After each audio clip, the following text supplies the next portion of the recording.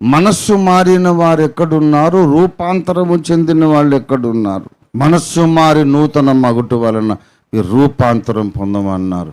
అంటే వేరొక రూపం పొందండు. నామాంతరం అంటే వేరొక నామం, దేశాంతరం అంటే వేరొక దేశం, రూపాంతరం అంటే వేరొక రూపం. రూపాంతరం పొందమన్నాడు. యథార్థంగా గుండెలు మీద చేసుకొని చెప్పు, నువ్వు పొందేవా రూపాంతరం? టైం అంతా గడిచిపోతా ఉంది. మనం ఈ లోకాన్ని విడిచే రోజు దగ్గరికి వస్తుంది.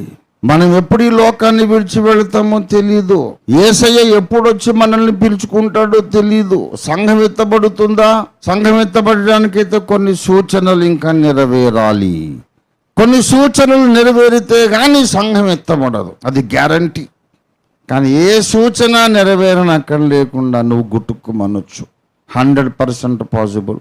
ప్రపంచ ఏక ప్రభుత్వం రావాలి. క్రీస్తు విరోధి ప్రపంచ నియంతగా ఏలాలి.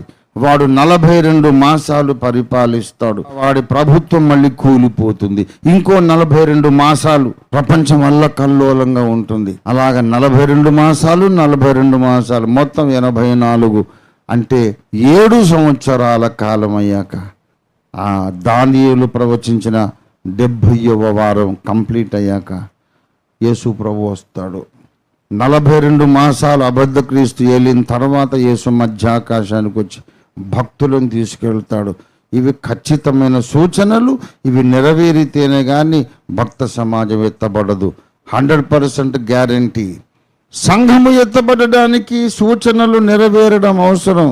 కానీ నువ్వు వెళ్ళిపోవడానికి ఏ సూచన అక్కర్లేదు. సైలెంట్గా నిద్రపోవచ్చు, నిద్రలోనే నీ ప్రాణం వెళ్ళిపోవచ్చు. ఎన్ని రకాలుగా ఇంతమంది మరణిస్తున్నారు చూడటం లేదు.